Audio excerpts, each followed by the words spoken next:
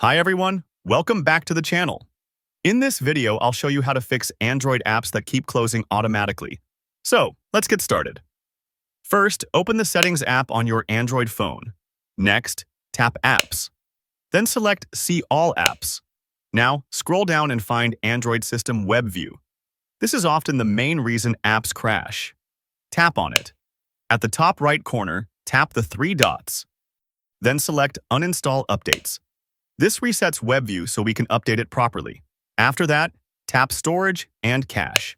Here, clear both cache and storage data to remove any corrupted files.